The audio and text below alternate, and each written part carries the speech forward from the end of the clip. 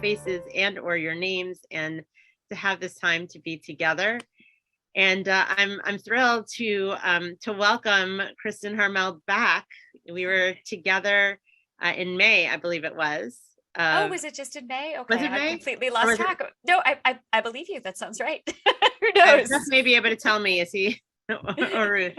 I believe, but it seems like ages ago, because this COVID pandemic has new boundaries for all of us. Yeah. And certainly it's wonderful to see you, especially because at the time we met, the book we're going to discuss today was 6 weeks out from that would have been from May publishing. Then. Yep. Excellent. So I am actually, before we actually start with, hold on a second. Let's see if I can do this. I'm gonna actually drop into the chat give me one moment, the link to the book for those of you who may not, hopefully that's the link, and that, let me know if that's not, it looks like that might not have, hold on a second.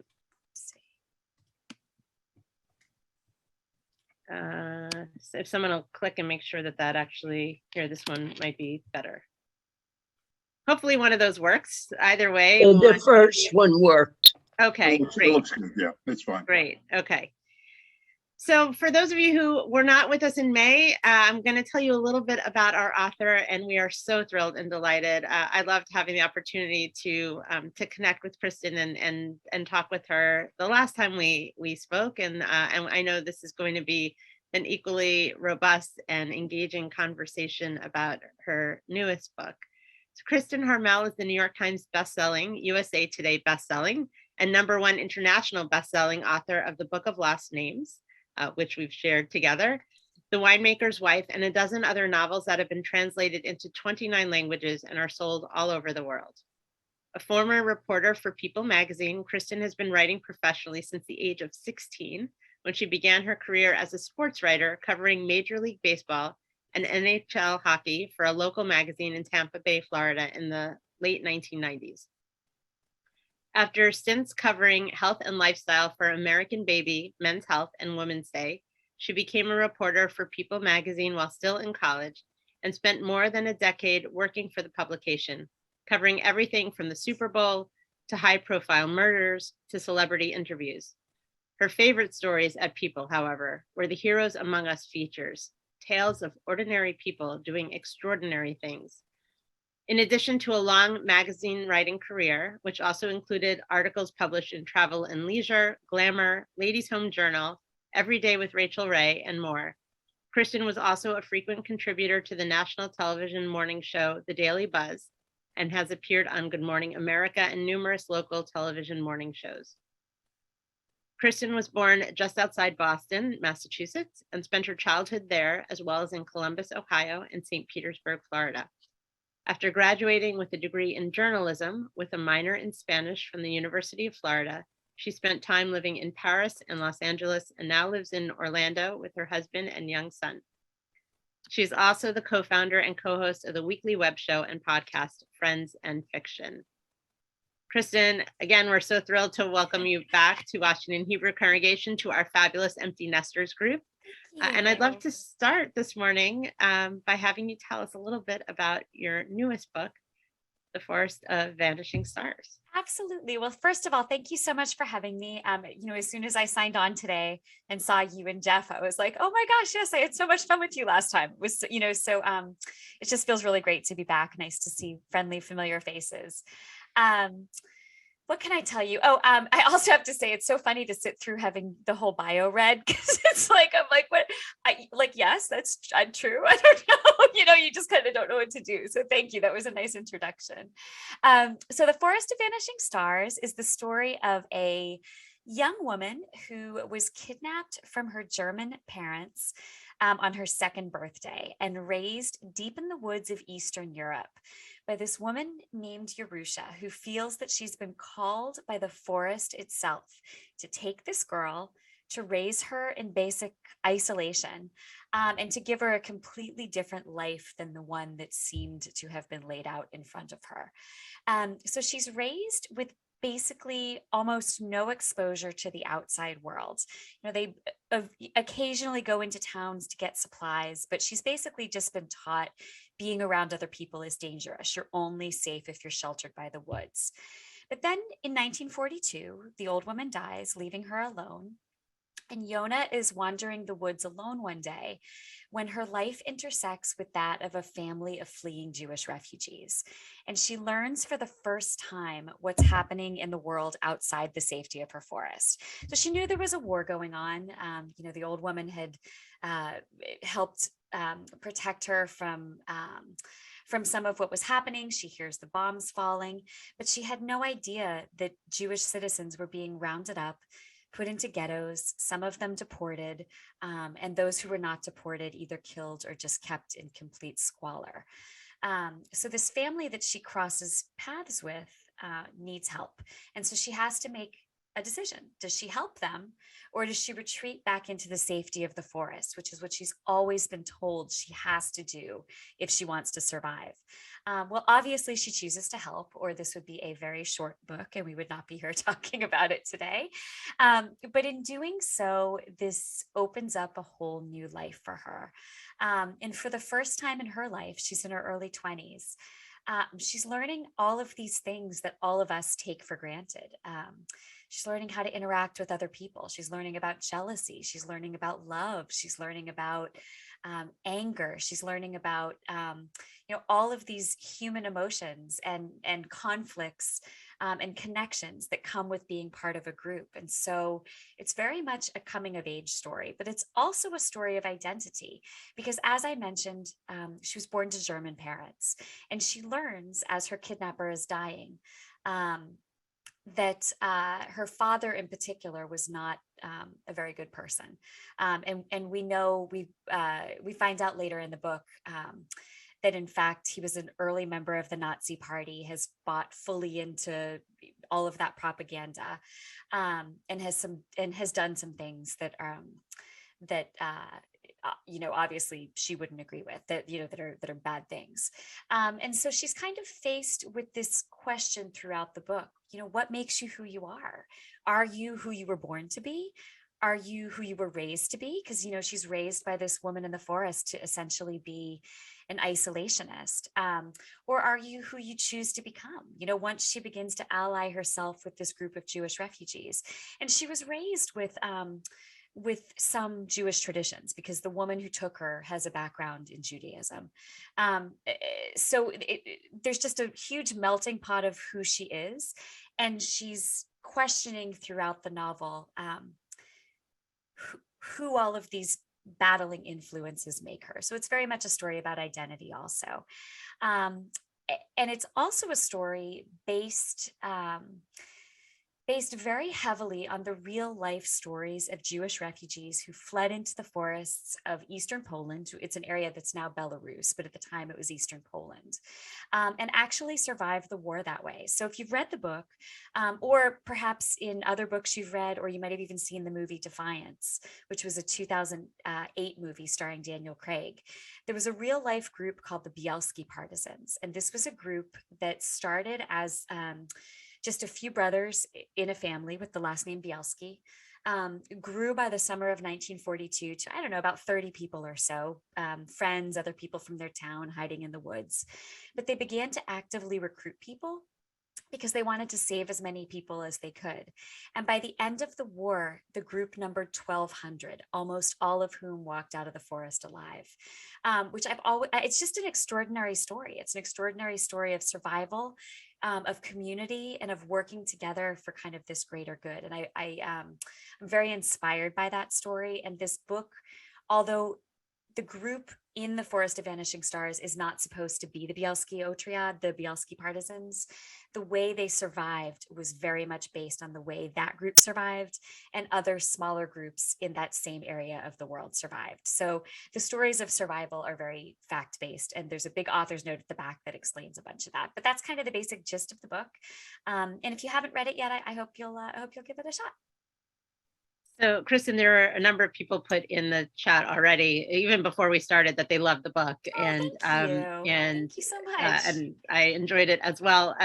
But one person sent a message to me that said that that this book helped her answer some of the questions she has with people she knows who lived in the forest during the war. So maybe part of that Bielski group, I'm not sure, but your book helped answer some of the questions, and certainly the questions of survival. I'm sure many of us reading this the same way as many of the books that we've read pertaining to the Holocaust wonder how, where do people find the strength and that will to survive, and especially not just the survival piece, but this is also the survival in the forest. And if you're not somebody who has that, outdoors experience, there's a lot more that's added there. And certainly you shared a lot of that background with what Jerusha taught to Yona.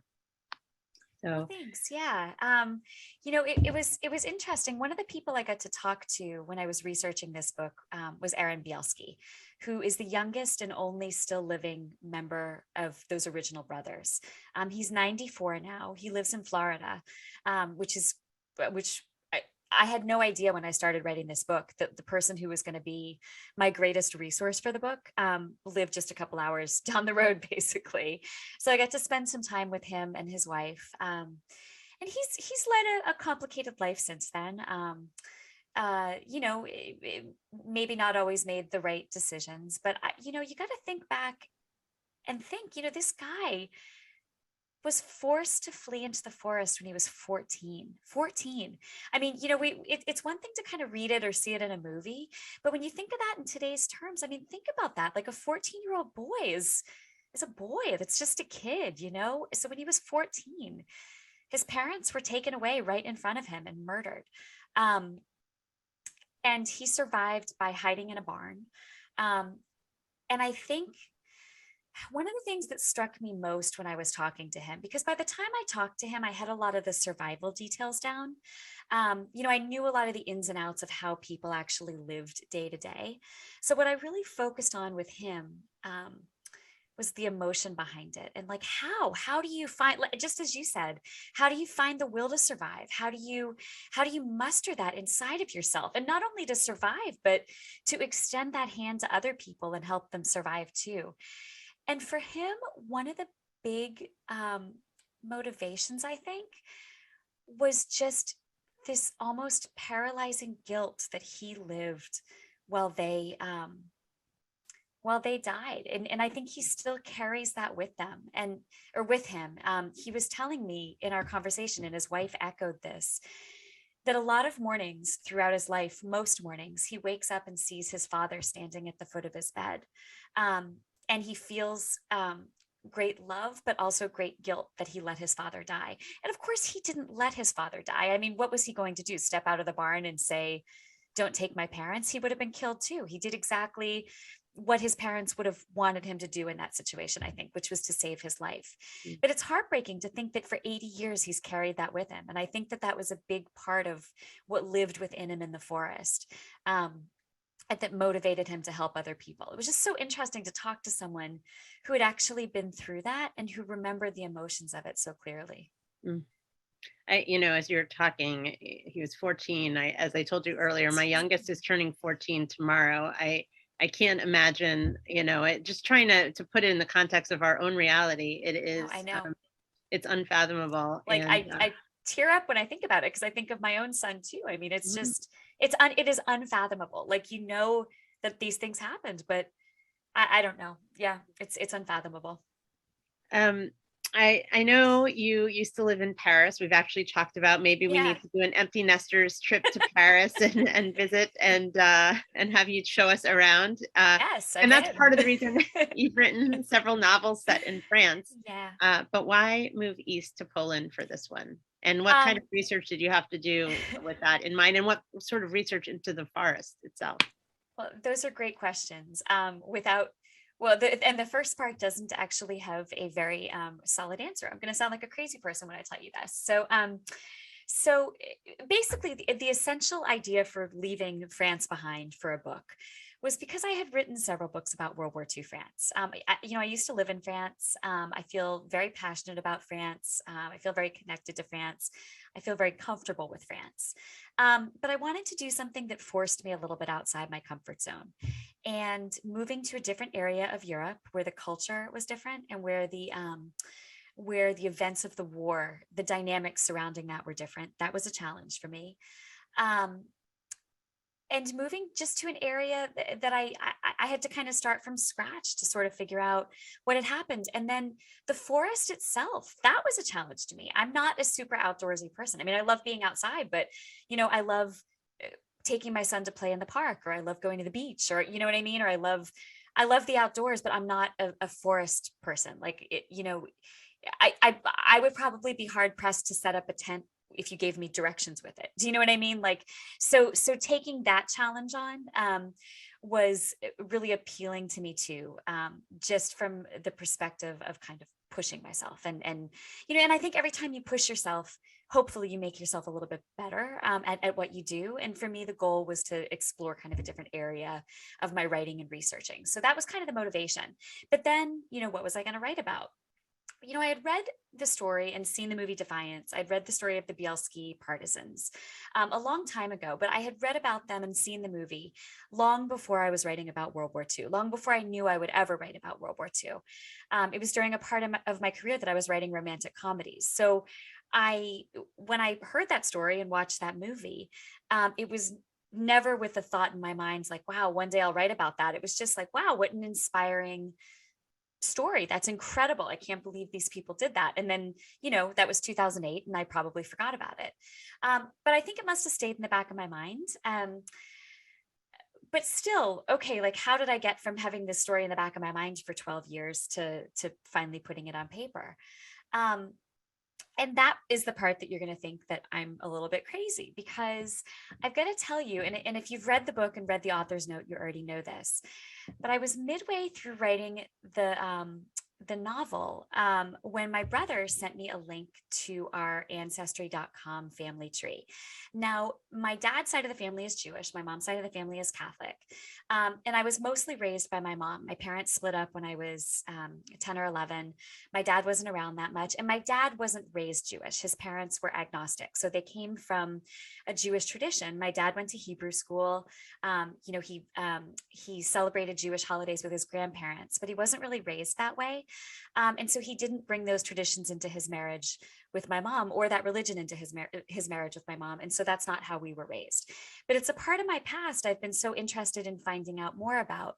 But all I knew about my dad's side of the family in terms of where they'd come from was that they were from somewhere in Eastern Europe, or perhaps Germany or Hungary. And my dad had always been drawn to Germany and thought that's where his family was from.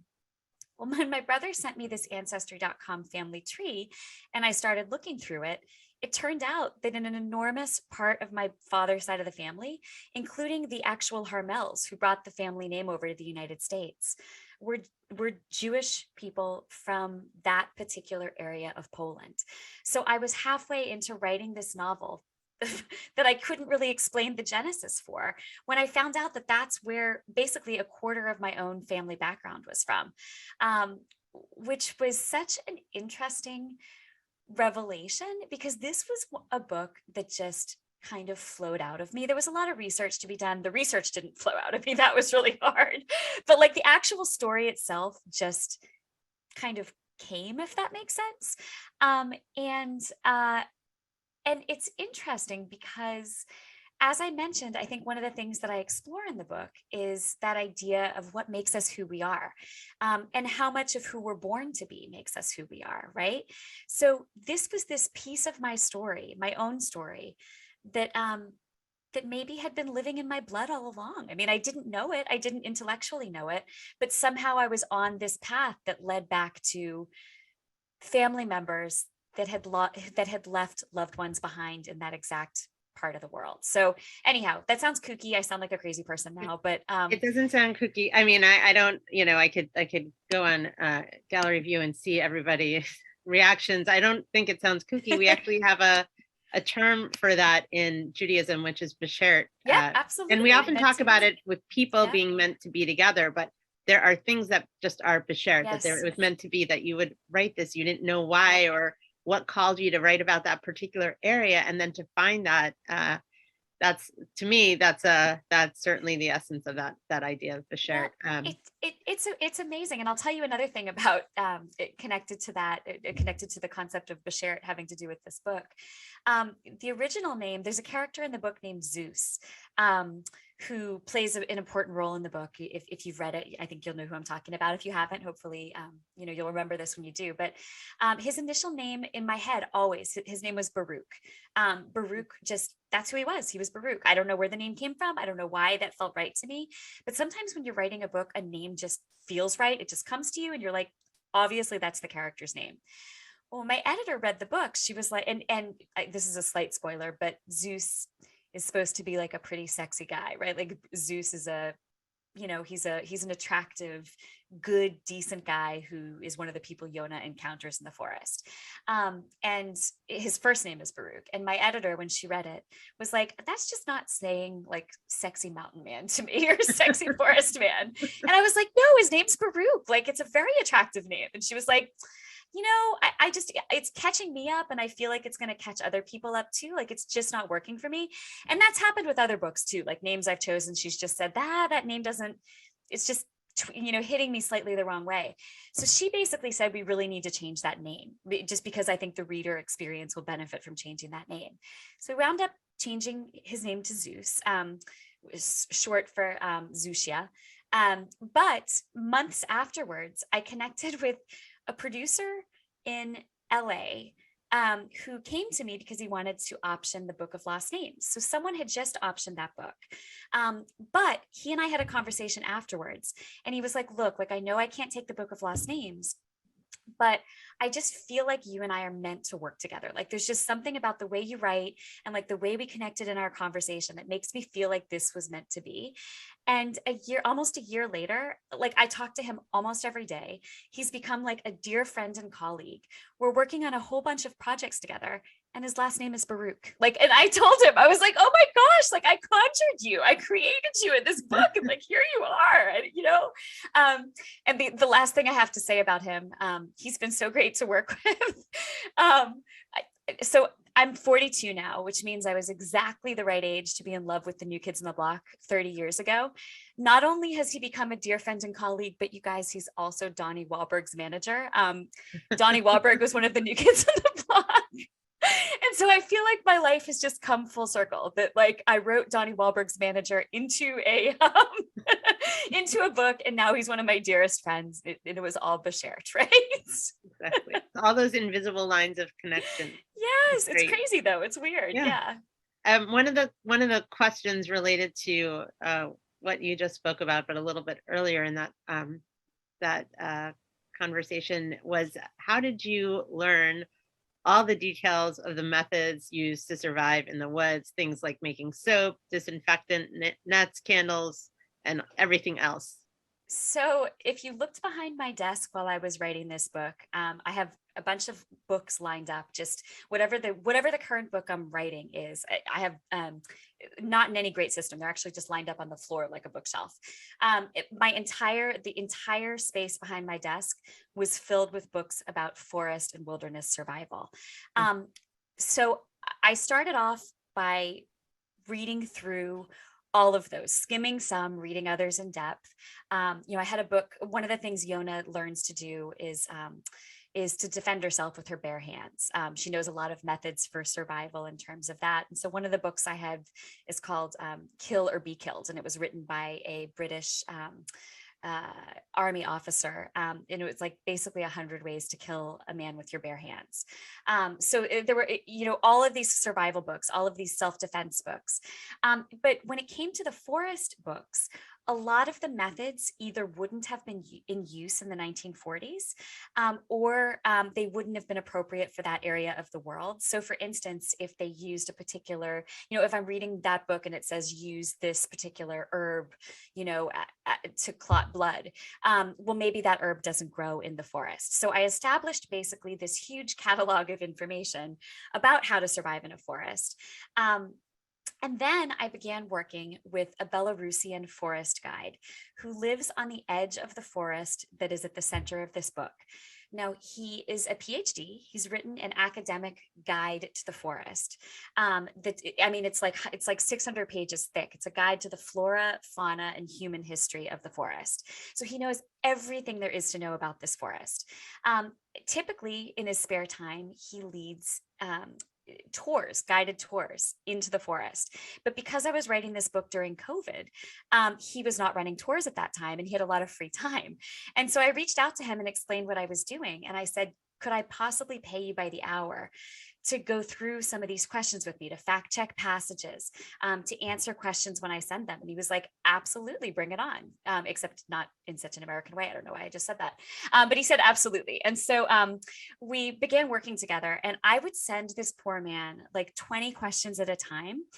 And he was phenomenal. I mean, his level of detail was so finite that I would say, they're using this herb for this purpose. And he'd say, oh, yes, but I think in that passage of the book, you're in late April, and that doesn't typically grow until mid-May. Or he'd say, oh, yes, that does grow in the forest. I can see you've done your research, but it actually grows in an area of the forest that's 2 miles north of where your characters are at this moment. I mean, it was phenomenal. Like, he had a map of my characters' movements. He had a calendar of when. So there were little things that I don't think anybody would have ever known the difference or thought to themselves, well, that bark isn't in that specific part of the forest. But like, he was like, no, that's wrong. So I'm like, okay, I want to get it right. So we went back and forth so many times, and he gave me a lot of suggestions too. I would say, they're in this part of the forest. This is what they need. He explained how to cook, what were they? It was a type of beetle that was common in that part of the forest, how to cook those and to grind them into a flour. There were just so many different things that I never would have known, but that he knew because of his experience with the forest. So the vast majority started with my own research and books, and ended with this godsend of a man who helped with absolutely everything. And if he felt like I couldn't understand something he was saying, because sometimes there was a little bit of a language barrier, or sometimes I just didn't understand, he would go into the forest and take pictures of what he was talking about. Wow. So at one point I asked him about what would you do if you were trekking through this particular part of the forest and it's April and the skies open up and you haven't built your shelter for the night, but like the rain's just coming down in buckets. And he went out to that part of the forest and took pictures of these huge oak trees that have hollows in the middle that are large enough to fit 3 men. And he took a picture of himself standing in one of these oak trees with his arms spread out to the side to demonstrate that you could comfortably fit 3 men per tree.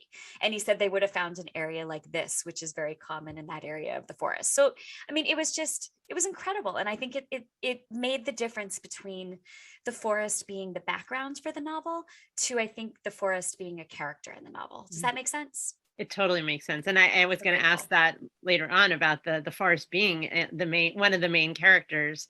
But listening to you talk about this gentleman and his help, I know you wrote this book in 2020 during COVID pandemic.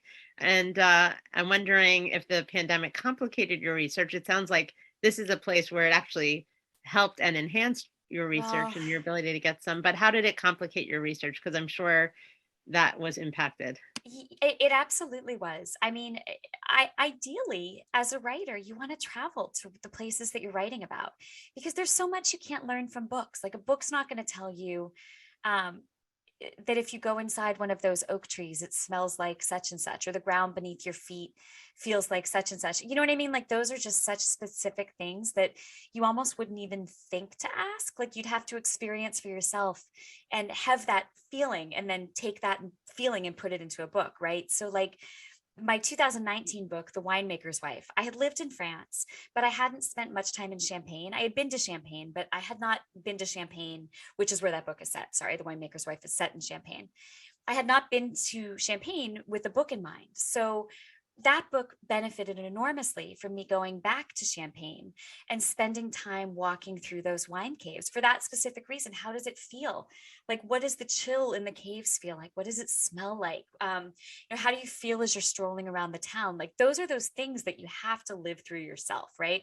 So I couldn't do that with this book. And I had fully planned to. It was just that unfortunately I sold the book or the proposal for the book a month before COVID started. And so obviously I didn't have the option to travel to Eastern Europe during 2020. But again, that is where this wonderful man, Vadim Sidorovich, came in handy. I would send him a passage and say, look, like, I'm just really trying to kind of immerse the reader in this particular paragraph, and like I feel like there are some details missing. Like, what does the ground feel like beneath your feet in this particular part of the forest? Or like, does moss grow here? Or is the soil sandy, or is it, and he had all the answers. I mean, he knows the forest like the back of his hand. So as much as I would have loved to experience it for myself, I also think that there were things that if I had gone there and experienced them for myself, I would have taken for granted that I knew what I was talking about. And I wouldn't have taken into account a lot of the things he pointed out, which is, yes, that's the vegetation in this part of the forest. But if you cross over this stream and take a left, the vegetation's completely different. So it was kind of a trade-off. I wish I had been able to go, but I think in the end, it was a better book for having relied on his eyes, ears, nose, an incredibly large brain packed with forest information. Thank you. This book explores issues of identity, from the very beginning, and especially as Yona discovers hers along the way, and she thinks it's one thing, and then becomes aware that it's something else. Yeah. So thinking about what makes us who we are, can you talk a little bit about that, and maybe not just with Yona, but others as well, and that whole concept of identity? Yeah, it's a fascinating concept to me. And I think that it fascinates me in particular because it has so much to do with my own past. I have a lot of friends who write novels too. And especially the three friends I run Friends in Fiction with, who are Mary Kay Andrews, Christy Woodson Harvey, and Patty Callahan Henry. We talk to each other. I mean, my phone's in my lap right now, and it has been buzzing the entire time. And I literally, since the time we've gotten on, I have 10 missed texts from them. I mean, that's how often we're just completely in each other's brains. And one of the things we talk about sometimes is how we set out to write novels that have nothing to do with us, and we wind up exploring issues that are very personal to us. Like, I think you just kind of can't help take your own heart and put it into the novel in some ways, or to take something that you're wrestling with, even if you don't know you're wrestling with it, and put it into a book. And I think that's one of the things that maybe helps bring books alive is that they're sometimes very personal to the author. And so you're really getting a very raw, emotional delivery, if that makes sense. But so for me, the question of identity really is an interesting one, because, as I mentioned, I was raised more by my mom and my mom's side of the family, who were Catholic. They're all from Ireland. They're all total, crazy Irish Catholics. And so I was raised Irish Catholic, right? And then, so I wasn't very close to my dad growing up. And like I said, he didn't have any real connection to his family's Jewish traditions, because that had kind of stopped with his parents. So we just never really talked about it. I'd never talked about religion with my dad, and it had just never really come up. And then I was living in New York when I was 20. I was doing an internship that summer, and my dad connected me with his cousin, I'm still super close to. She's his age, but she and I are like, I feel more connected to her. She's very creative also, and we just kind of have a special connection. But the very first time I went to her apartment, she had a whole shelf of books about Judaism. And, I was just talking to her, and I was like, oh, that's so interesting. Why do you have, what is your interest in all these books? And she was like, well, it's because we're Jewish. And I was like, oh, who's Jewish? She was like, you're Jewish? I was like, huh? And so I was 20, and I was finding this piece of my past out for the first time. And I called my dad, and he was like, oh yeah, right. I never mentioned that. Of course I've mentioned that. I'm like, no, like, this feels like it was an important thing that you skipped over. And so when I was 20, basically everything I thought about my past was 50% different, if that makes sense. So then I was facing all these questions of how does that change who I am? Does it change who I am? Does it explain some of the things that I've been interested in? I mean, I was obsessed with the Diary of Anne Frank when I was a kid. The very first short story I ever wrote was about a girl in a concentration camp. I who knows? I don't know. But ultimately, it doesn't change who I am at my core, but maybe it changes where I've come from and therefore where I'm going. I don't know. I don't know all these answers, but they're interesting questions that I've spent the last 22 years thinking about and exploring. And I do think they're interesting. And I think ultimately, the past is a piece of who we are, even if we don't know it, because the past impacts the way our grandparents raised our parents, and it impacts the way our parents raise us. It impacts the way we raise our children, right? So the past is always with us just because of the people who raised the people who raise us. But just because you come from a particular past, like in Yona's case, her father's a Nazi, that doesn't mean she has to become what he became. I think you have a choice to alter things going forward. But those questions, I think, impact me and interest me very personally. That was a long, convoluted answer to a short question. No, that Sorry.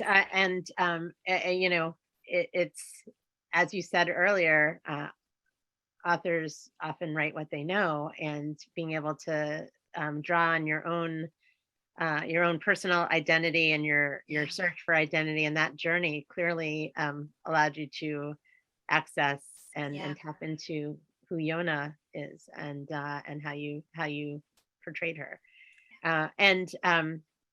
So thinking about that, Jerusha obviously changes the course of Yona's life completely when she kidnaps her, and she has no. And that's, by the way, for those of you who have not read the book, that's not a spoiler. It happens at the beginning.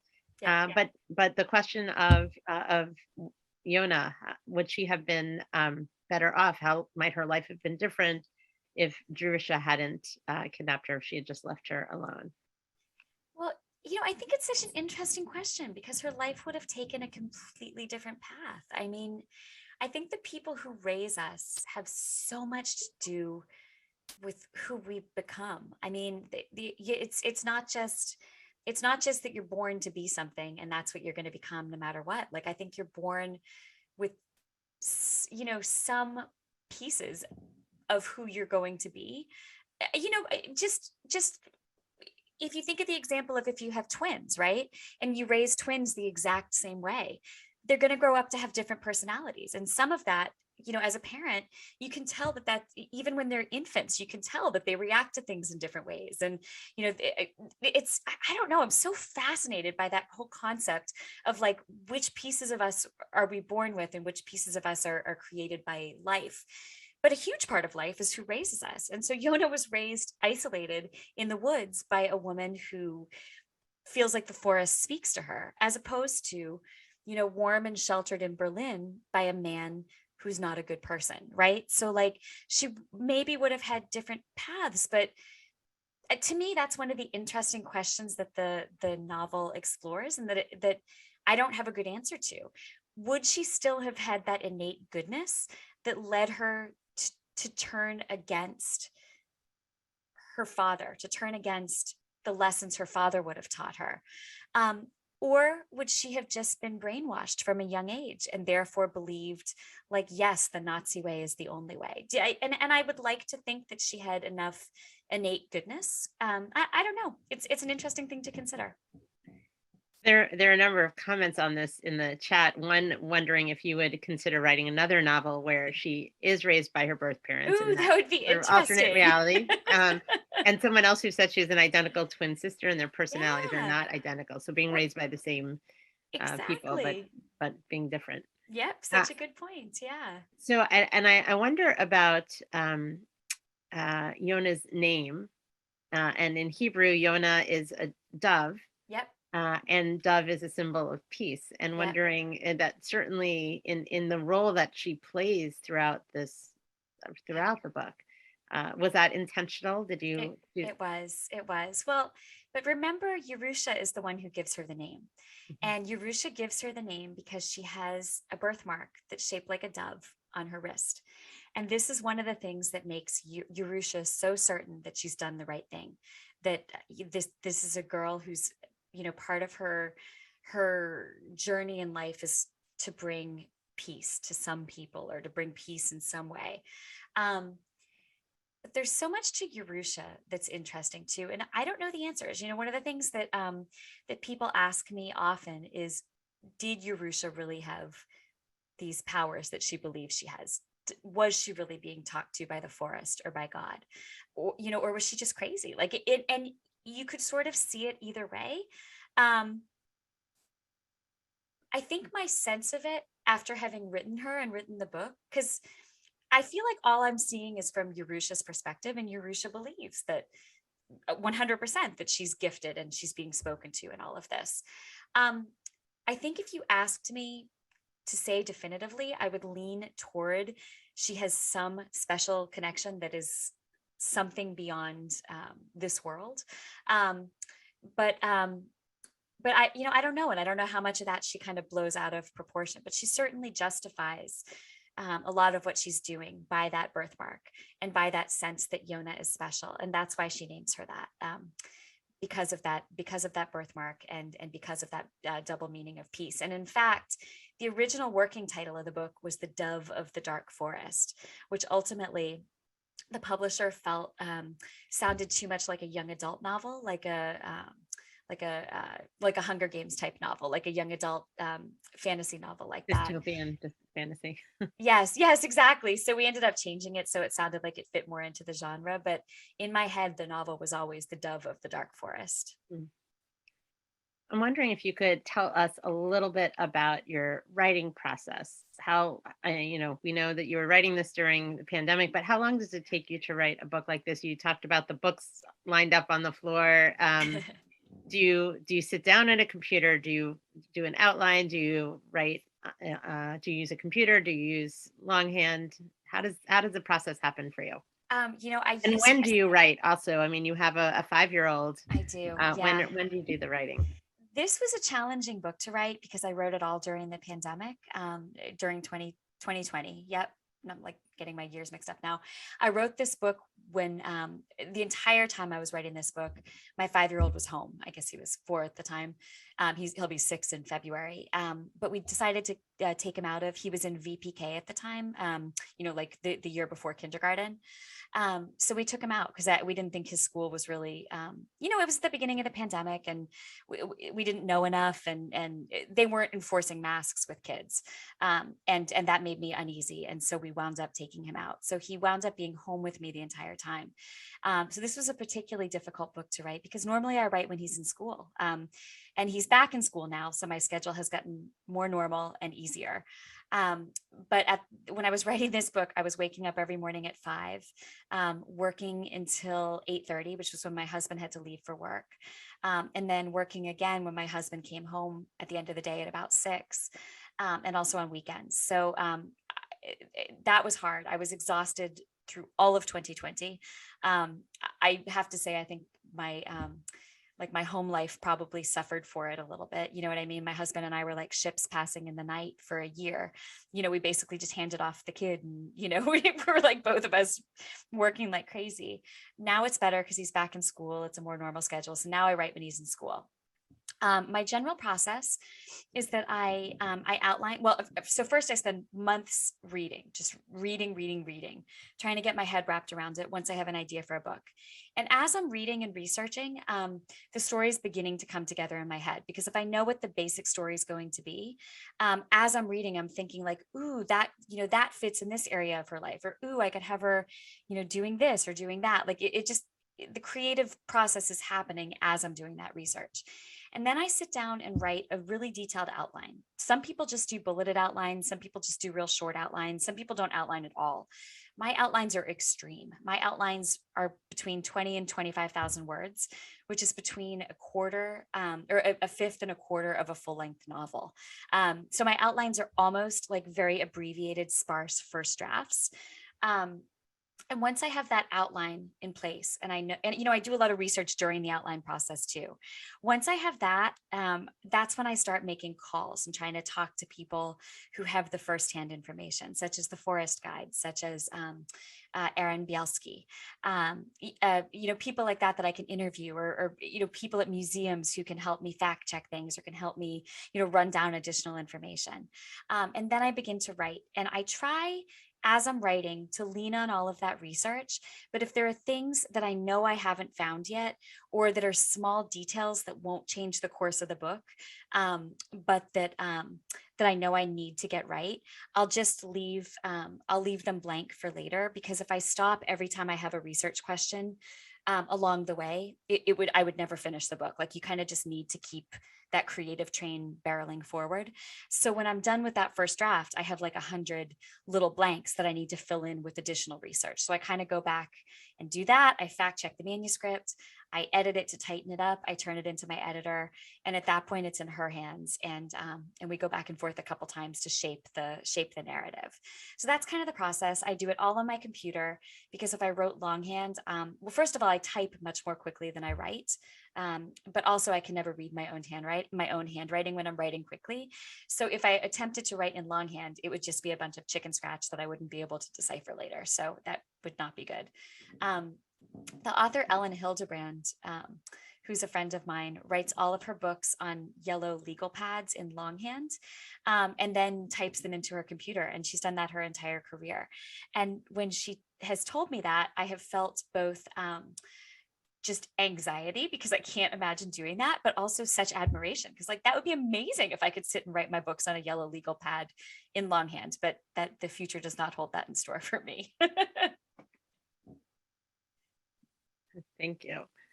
A few other questions that people have posed. One is Lisa Badish, love the fantasy aspect of the novel. Thanks. What made you think of writing the story in that way? I wish I had a good answer for that. And thank you for the compliment. I wish I had a good answer for that, but it is truly just the way the story came to me. I knew that Yona needed a reason why she was alone in the forest.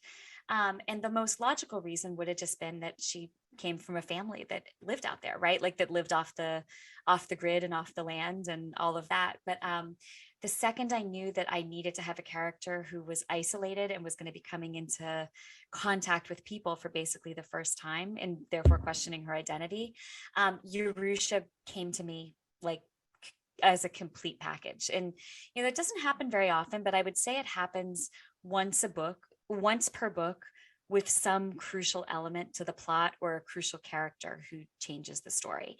And I feel like those are just like little gifts that are sort of dropped into my lap. So Urusha was the gift dropped into my lap for this book. Was she fashioned after any actual or fictional? She was not. Nope. Urusha was just a character of my own making. Thank you.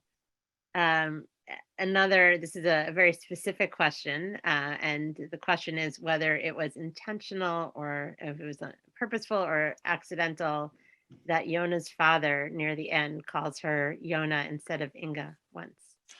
Oh, nope, that sounds like a typo in the book. If you read an advanced review copy, that might have been in there. Sometimes the advanced review copies go out, so we usually give away. I'm not sure if it was an advanced review copy you read or not, whoever asked that question.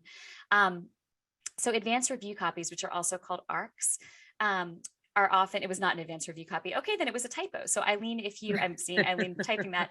Eileen, if you could tell me the page that was on, that would be helpful, because I can try to get that fixed before it comes out in paperback. That was obviously a typo. So thank you. Thank you for pointing that out. Eileen. Thank you. Eileen, if you don't know off the top of your head, don't feel like it's a homework assignment, but if you can even remember the scene and could maybe tell Sue later, that would be fantastic. Thank you. Thanks, Eileen. A couple of other specific questions. Last scene. Okay, thank you. One was Belarus and Poland have been in the news a lot lately.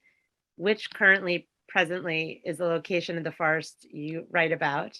And also the question of Belarus, Joan Churchill said she didn't know Belarus had its own language. How similar is it to Russian or maybe German? So great question, Joan. And this was something that was such a challenge writing this book. You know, when I I said I wanted to challenge myself, but I thought it was just going to be a challenge to kind of get the culture and the actual like wartime events down. It turned out to be an enormous challenge because there are so many different languages spoken there. And you know, I just thought, okay, the forest is in Poland. They speak Polish. But in fact, that part, even though it was Poland at the time, most of the villagers spoke Belarusian as their first language, and they spoke Polish additionally, but they would have, talking to each other, been more likely to speak Belarusian. So Belarusian is its own language. It is similar to Russian. And the forest right now, although during the war it was within Polish borders, it is currently within Belarusian borders. And I will just say, never again, because from a translation standpoint, the number of translators I had to work with to get the language just right, including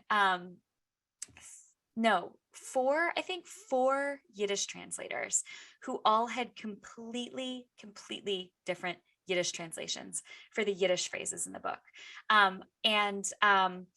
And every time somebody would give me a different translation, I would be like, okay, well, that makes sense because, you know, this person's coming from this background. And then there would be someone who would give me a completely different Yiddish translation with a completely different logic for why that was the correct translation. So the Yiddish, literally there were nights I didn't sleep because I would fall asleep and have nightmares about Yiddish translations. But getting a translator who could translate Belarusian and a translator who could translate Russian. And all of those things were things I did on my own. And then I had to have them record those words, the words we finally ended up using for the audiobook so that the audiobook narrator could also get the pronunciations correct, which really hit home when I had to read so if anyone has listened to this as an audiobook, I actually read the author's note, which I had never done that before. I've never been asked to read my own author's note, and I was so happy to do it. It was such a cool experience, except for the fact that there are so many Belarusian and Polish words in the author's note that I was like, no, like, why did I do this? So it took an entire day to record like 30 minutes. So I'll be going back to France for the next novel. Oh, Eileen, page 346. Thank you so much. I appreciate it. Oh my gosh, so now I want to open the book and see. Okay. Yeah. One last question from the chat, and I think I've gotten all of them, hopefully, which is, how realistic is Defiance now that you've done all this research? It is very realistic, and it's so unbelievable. I mean, there is actually, if you're interested in Defiance, which is the story of the Bielski Partisans, the movie is a great starting point, not least of all because it means you get to watch Daniel Craig, you know, running around a forest. But it's a fantastic movie, and it really immerses you in what life was like in that forest. I'm sure there are a lot of little inaccuracies because, you know, for Hollywood, there are always things that are changed, but I really do think that they stayed very true to the story and very true to the setting. And I do feel like it was a very realistic depiction of it. It was actually based on a book from, I believe, 1995 called Defiance, written by an author named Neshama Tech. I might be saying her name incorrectly, but the last name's T-E-C. It's not a super long book. So if you're interested in learning more about the Bielskis and their group, it truly is a fascinating story. It's a nonfiction book, but it reads like great fiction. And the audiobook version of it is also fantastic. So that's one that might be worth picking up, or even if you just wanted to listen to the audiobook in the car or something. It's a really, really cool book. And I do feel like it depicts it very realistically. Thank you. So one final question, and then anything that you want to add, and I know we're also saving a few minutes for Jeff Bergman to share with everyone some announcements and updates. But Kristen, last time we were with you, you had a book in the wings. That was this one that was going to be published when we met last May. It was 6 weeks out from publication. I believe you are working on your next book. Will you? I know it's a little taboo for you to talk too much about what you're writing in process, but if you'll tell us a little something, a teaser, hopefully next time we'll actually be able to be together for this. And also tell us, you talked earlier about your previous book being optioned, and if there's anything we can look forward to viewing at some point in the future. Well, gosh, I hope so. None of the film projects are far enough along in process right now to believe necessarily that they'll actually happen. I've had a lot of books optioned in the past, and sometimes they get pretty far down the road. Like there'll be a script written, there'll be a director attached, there'll be a producer behind it, and then they just fall apart for one reason or another. I think that is far more common in Hollywood than for a movie to actually get made. That was a surprise to me when I started off in this career. I just assumed that if they option your movie, it's probably going to get made. That is not, in fact, the case. So fingers crossed. There's a couple good things going that I'm hoping for the future, but we'll see. As for the book I'm working on, the working title is The Paris Daughter, but as I mentioned with The Forest of Vanishing Stars, which was initially called The Dove of the Dark Forest, the initial title doesn't always stick. But what I can tell you right now is I'm about 2/3 of the way through writing it, and it's set in Paris during World War II and also in New York during 1960. And it's about two mothers, two daughters, an Allied bomb that drops in the Paris suburbs in a civilian neighborhood, which happened throughout Europe in World War II. There were constantly bombs killing civilians that just missed the mark of the factory they were supposed to fall on or whatever. But this is one of those bombs that tears a family apart and that leaves one woman without any answers about what happened to her daughter until the story picks up 15 years later in New York. And a chance encounter gives her a clue that leads her on this journey to finally figure out what happened to her family, if that makes sense. That's kind of the gist of it. Well, we'll look forward to what it turns out to be, and certainly anticipate having an opportunity to share with you again sometime down the line. Again, hopefully in person as well. Yeah, I would love that. That'll be out in March of 2023. So we've got a whole year and a half, like a year and a few months for the world to get back to normal, right? So hopefully I can come and share that with you in person. And then The Forest of Vanishing Stars is coming out in paperback in May. And then in October, my publisher is reissuing for its 10th anniversary. I can't believe it's been 10 years. The Sweetness of Forgetting, which was my first World War II novel, which was never marketed as a World War II novel. It's so weird. The cover, if you look at the cover, it's a Cape Cod picnic table because the present day story takes place in Cape Cod, but the World War II part takes place in 1940s Paris. And they're reissuing it with a completely new cover, with new recipes, with a new author's note. And that'll be out in October. Well, we'll look forward to that as well. I placed again the link to this book, The Forest of Vanishing Stars, in the chat. You can purchase it through our WHC Mitzvah Mall. And while we're waiting till 2023, aside from some other books that we'll be discussing as a group this year, Kristen has a number of other books. So when you go to Amazon and look for The Forest of Vanishing Stars, her other books will probably pop up as well. And you can get to know Kristen's writing even better and more for her books, and also more of her. Kristen, so delightful. I know we both said it was just so nice to sign on and see each other and have this connection already. And we really, really enjoyed having you with us today. And we thank you for being with us and for your beautiful writing. Oh, I really appreciate it. Thank you so much for having me. That was very kind. And thanks to all of you who spent a little bit of your Friday with us today.